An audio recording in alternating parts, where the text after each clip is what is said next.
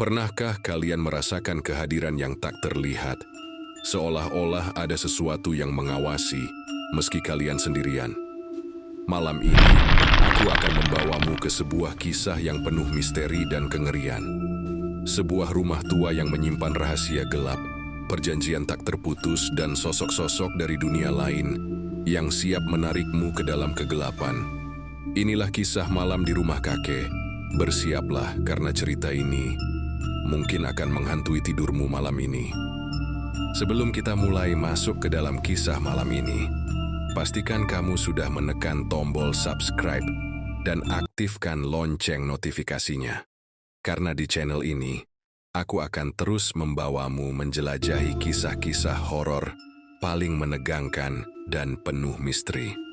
Jangan lupa juga untuk like video ini dan share ke teman-temanmu, agar mereka ikut merasakan ketegangan yang sama.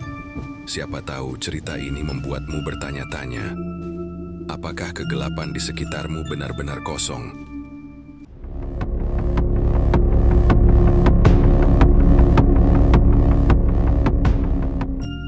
Namaku Arman, dan aku ingin menceritakan sebuah pengalaman yang tak akan pernah kulupakan. Ini terjadi beberapa minggu setelah kepergian kakekku. Sebagai cucu tertua, aku diminta untuk membersihkan rumah kakek yang sudah lama ditinggali sendirian. Rumah itu adalah tempat yang penuh kenangan tapi juga penuh rahasia yang seharusnya tetap terkubur. Arman mengendarai mobilnya menuju desa terpencil. Jalannya berliku, dikelilingi pohon-pohon tinggi yang menutupi sinar matahari. Udara terasa dingin meski hari masih siang. Sebuah bangunan kayu tua dengan cat yang sudah mengelupas. Di halamannya tumbuh ilalang tinggi, dan ada sumur tua di pojok pekarangan. Arman berhenti di depan rumah. Suara berderit terdengar saat dia membuka pintu pagar yang sudah karatan. Dia menghela napas panjang sebelum masuk. Seorang tetangga tua, Bu Sari, menghampiri Arman. "Mas Arman, kok nekat nginep di sini? Rumah ini memang rumah keluarga, tapi sejak bapakmu kecil ada yang janggal di sini." Arman tersenyum kecil, mencoba bersikap tenang. "Ah Bu, saya cuma mau beres-beres aja. Lagi pula, ini kan cuma rumah tua." Bu Sari menatapnya serius. "Kalau nanti malam dengar suara-suara, jangan diikuti. Apapun yang terjadi, jangan buka pintu setelah tengah malam." Arman hanya mengangguk meski kata-kata Bu Sari membuat hatinya sedikit gelisah. Begitu Arman membuka pintu utama, udara dingin langsung menyambutnya. Aroma kayu tua bercampur debu memenuhi ruangan. Cahaya dari luar masuk melalui jendela yang kacanya buram oleh kotoran. Kamera memperlihatkan interior rumah. Kursi goyang di ruang tamu, meja makan kayu yang sudah reyot, dan rak penuh benda-benda antik, termasuk cermin besar yang tertutup kain putih. Arman menyalakan lampu, tetapi cahaya redup membuat bayangan di dinding terlihat panjang dan menyeramkan. Dia mendesah dan mulai membereskan barang-barang. Arman memulai pekerjaannya. Dia menyapu lantai, mengelap meja, dan menyingkirkan sarang laba-laba di sudut ruangan. Saat mengangkat tumpukan koran tua di ruang tamu, dia menemukan sebuah buku tebal dengan sampul kulit. Buku itu terlihat lusuh, dengan halaman-halaman yang sudah menguning. Arman membuka buku itu. Tulisan tangan kakeknya memenuhi halaman pertama. "Mereka datang lagi malam ini. Aku mencoba mengusir mereka tapi tidak berhasil. Jika mereka datang lagi, aku harus..." Tulisan itu berhenti di tengah kalimat. Halaman-halaman berikutnya penuh dengan catatan tentang suara-suara aneh dan bayangan yang kakek lihat di rumah. Arman bergumam, kakek suka hal-hal mistis. Mungkin ini cuma imajinasinya. Dia menutup buku itu dan menyimpannya di meja. Saat Arman sedang mengelap kaca jendela, suara langkah kaki tiba-tiba terdengar dari arah loteng. Langkah itu terdengar pelan, tapi teratur, seperti seseorang sedang berjalan di atas papan kayu. Arman menghentikan pekerjaannya dan menatap ke arah tangga yang menuju loteng. "Mungkin cuma tikus," katanya untuk menenangkan diri. Tapi suara itu terdengar terlalu berat untuk seekor tikus. Kini Arman memutuskan untuk mengabaikannya dan kembali bekerja. Namun, Setiap beberapa menit, suara itu muncul lagi. Kali ini, seperti ada sesuatu yang menyeret benda berat di atas loteng. Arman mencoba mengabaikan suara itu, tapi rasa tidak nyaman mulai menguasainya. Saat dia masuk ke kamar tidur kakeknya untuk membersihkan, dia menemukan pintu lemari yang sedikit terbuka. Di dalamnya, ada sebuah cermin kecil yang sudah retak. Di cermin itu, dia melihat bayangan sekilas seperti seseorang berdiri di belakangnya. Arman langsung berbalik, tapi tidak ada siapapun. Hanya ada lemari tua yang terbuka lebar, dan bayangannya sendiri di kaca jendela. Dia tertawa kecil, mencoba menenangkan dirinya. Ini cuma sugesti, jangan paranoid. Arman melanjutkan pekerjaannya hingga sore. Dia tidak menyadari bahwa langit di luar mulai gelap lebih cepat dari biasanya. Matahari yang perlahan tenggelam di balik pepohonan. Angin mulai bertiup lebih kencang, dan rumah tua itu semakin terasa dingin dan sepi. Di atas meja di ruang tamu, buku harian kakeknya terbuka dengan sendirinya, memperlihatkan halaman yang sebelumnya kosong. Tulisan tangan baru muncul di sana. Jangan di sini setelah malam tiba. Matahari sudah benar-benar tenggelam. Suasana desa menjadi sunyi, hanya terdengar suara jangkrik yang bersahutan di kejauhan. Arman menyalakan beberapa lampu di rumah, tapi nyalanya redup dan kuning, seperti enggan menerangi seluruh ruangan. Dia duduk di ruang tamu, mencoba menenangkan diri dengan secangkir teh yang dia buat di dapur. Tiba-tiba, angin dingin bertiup kencang dari arah pintu belakang, meskipun semua pintu dan jendela tertutup rapat. Tirai tipis di ruang tamu berkibar pelan. Arman mengerutkan dahi, merasa ada yang aneh. Mungkin angin biasa, gumamnya.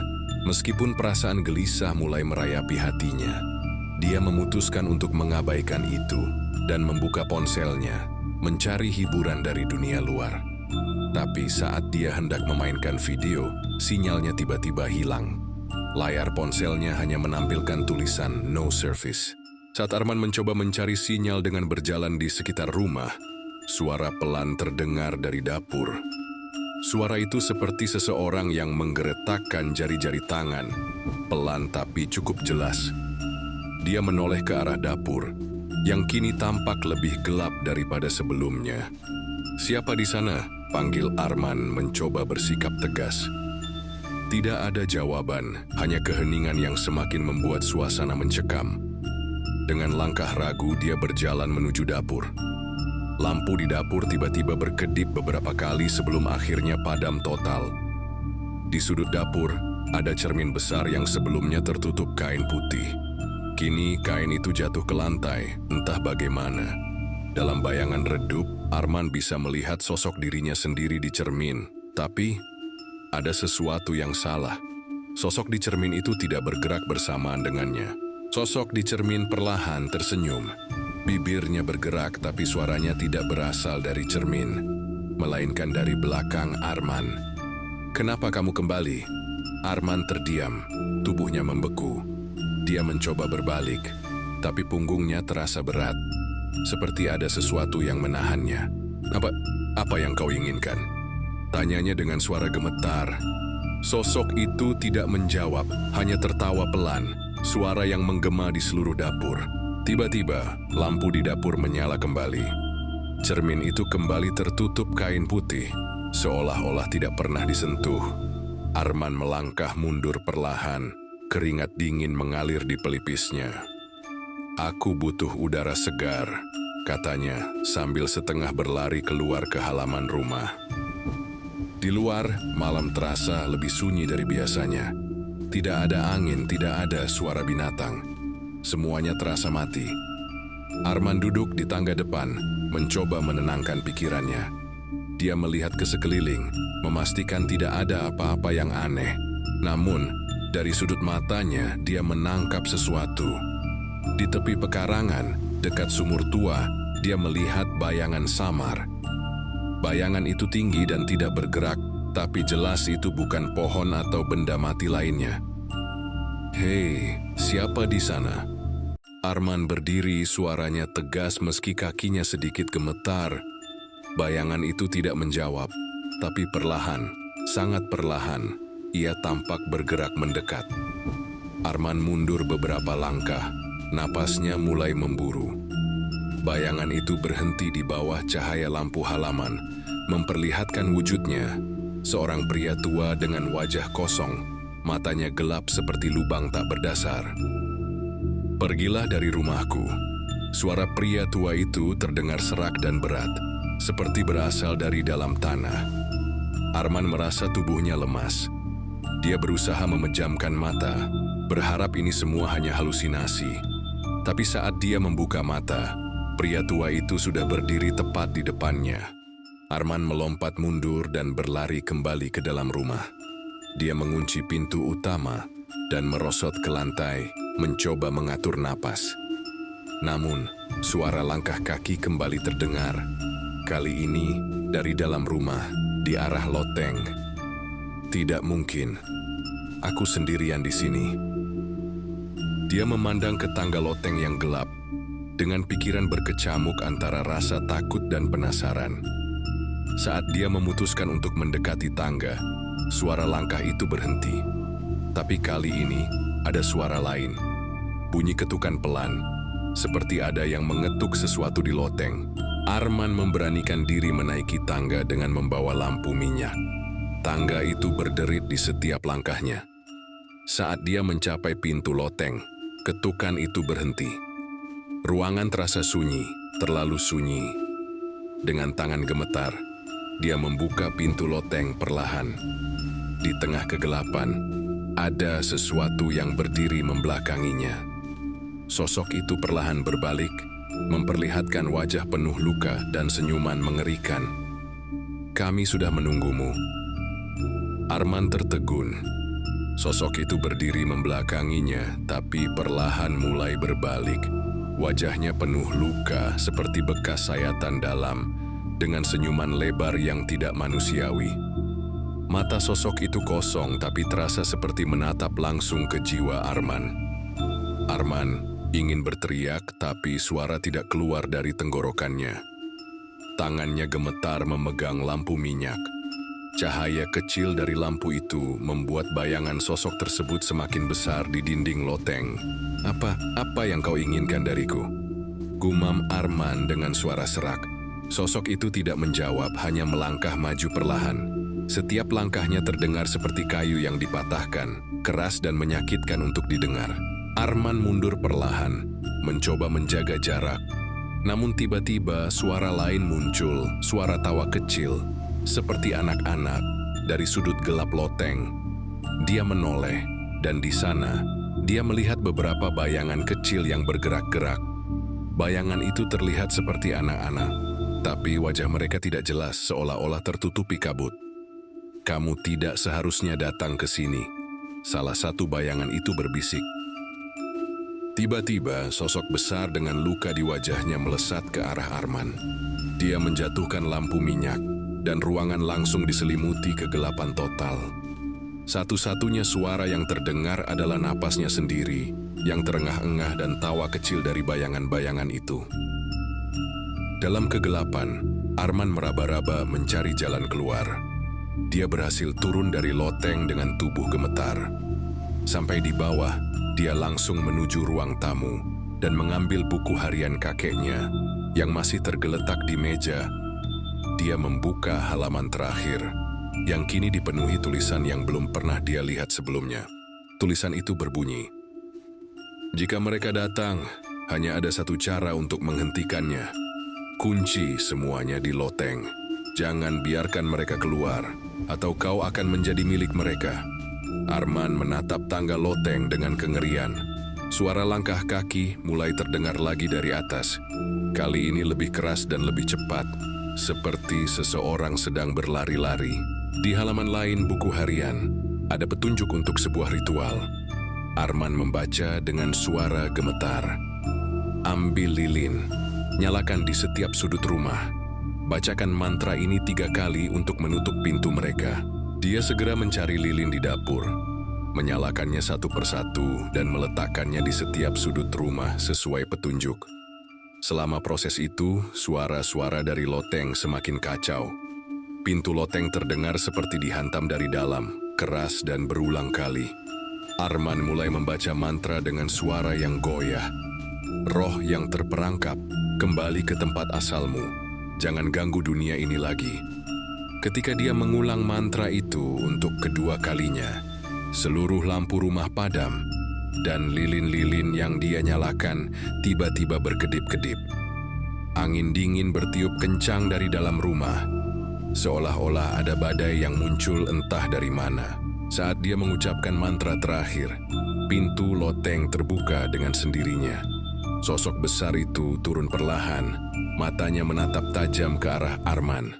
Suara anak-anak yang tertawa berubah menjadi jeritan menyakitkan. Arman berdiri mematung, tapi dia tidak bisa berhenti membaca mantra. Sosok besar itu mendekat, mengulurkan tangan seperti ingin meraihnya. Saat sosok itu hampir menyentuh Arman, lilin-lilin di rumah tiba-tiba menyala lebih terang, memancarkan cahaya yang menyilaukan. Sosok besar itu berteriak, tubuhnya hancur menjadi abu, diikuti oleh suara jeritan dari loteng yang perlahan menghilang. Namun di perjalanan dia mendengar suara dari kursi belakang. Bisikan lembut tapi jelas.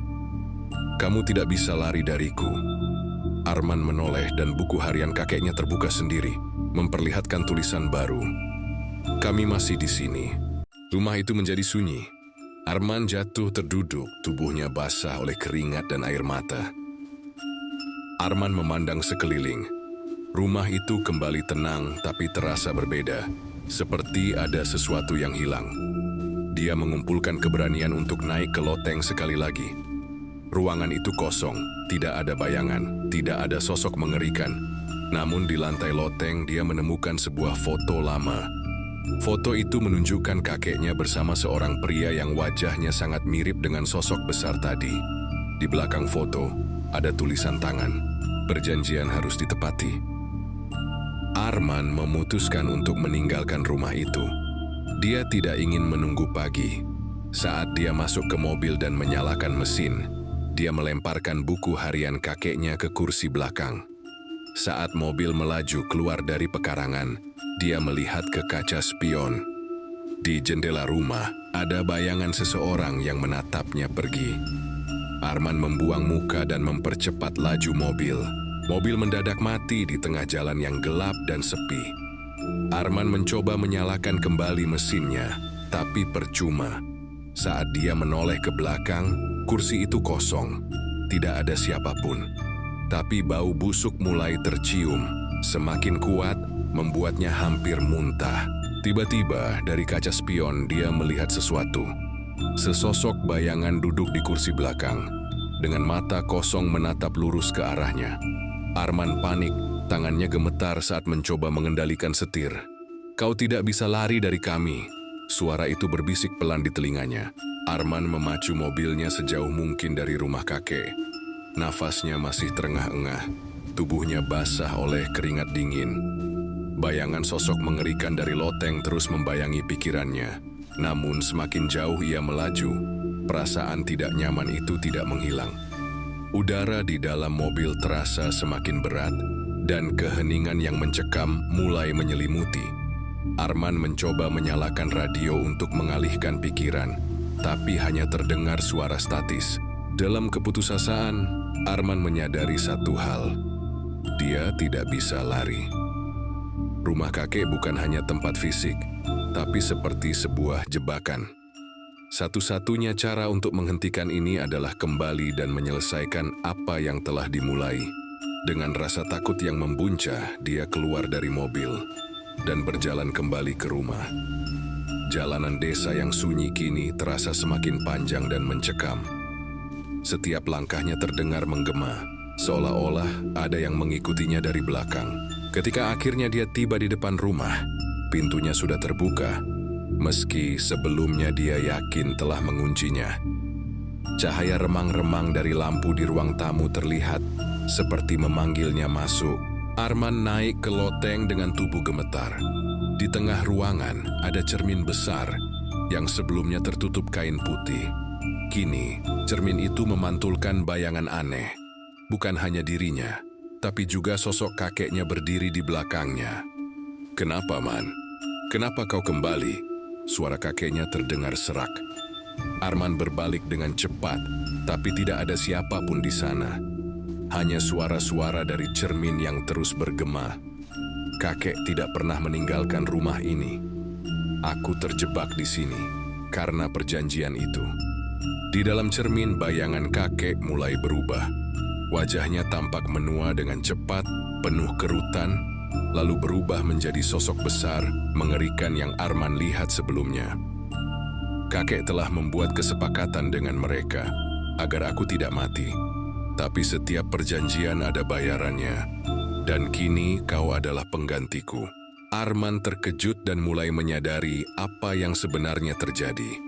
Rumah ini adalah tempat roh-roh terperangkap, dan kakeknya telah menyerahkan dirinya untuk melindungi keluarganya. Namun, ketika kakeknya meninggal, perjanjian itu tidak selesai. "Jika kau ingin bebas, kau harus mengakhiri semuanya." Suara kakeknya terdengar. Dari cermin, sebuah pisau tua dengan ukiran aneh muncul. Pisau itu melayang perlahan ke tangan Arman. "Kau harus menghancurkan cermin ini. Tapi ingat, itu akan membebaskan semuanya, termasuk mereka." Arman berdiri di depan cermin dengan pisau di tangannya. Sosok-sosok di dalam cermin mulai mendekat. Wajah mereka penuh amarah dan dendam. "Jangan lakukan itu," salah satu dari mereka berteriak. "Kau akan menyesal." Ketika Arman membuka matanya, dia menemukan dirinya tergeletak di lantai loteng. Rumah itu kini terasa kosong, seperti sudah kehilangan semua energinya. Namun saat dia berjalan keluar rumah, dia melihat bayangan seseorang berdiri di jendela loteng. Wajah kakeknya yang tersenyum samar menatapnya sebelum perlahan menghilang. Tapi Arman tahu, ini satu-satunya cara untuk menghentikan teror ini. Dengan seluruh keberaniannya, dia mengayunkan pisau itu ke cermin.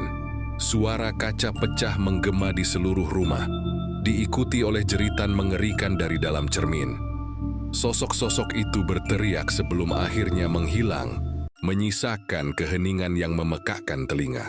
Arman meninggalkan rumah itu untuk terakhir kalinya, dengan perasaan lega bercampur duka. Dia berhasil menghentikan perjanjian gelap itu, tapi dia tahu hidupnya tidak akan pernah sama lagi. Ketika Arman membuka pintu mobilnya, dia melihat buku harian kakeknya tergeletak di kursi depan, meskipun dia yakin telah membuangnya. Halaman terakhir buku itu kini kosong, kecuali satu kalimat yang tertulis dengan tinta merah. "Perjanjian tidak pernah benar-benar berakhir." Itulah kisah Malam di Rumah Kakek. Sebuah perjalanan yang mengungkap rahasia kelam di balik rumah tua yang seharusnya tetap terkunci. Tapi ingat, kisah ini hanyalah permulaan. Apakah Arman berhasil melarikan diri dari bayang-bayang itu? Atau apakah mereka masih mengintainya? Jika kalian menyukai kisah ini, jangan lupa untuk tekan tombol like, subscribe, dan aktifkan lonceng notifikasinya agar kalian tidak ketinggalan episode berikutnya yang lebih menyeramkan. Tuliskan juga di kolom komentar pengalaman horor apa yang pernah kalian alami, atau tempat misterius mana yang ingin kalian dengar ceritanya. Sampai jumpa di cerita horor selanjutnya. Ingat, kegelapan mungkin menyembunyikan sesuatu, tapi jangan biarkan rasa takut menguasaimu. Selamat malam dan tetap waspada.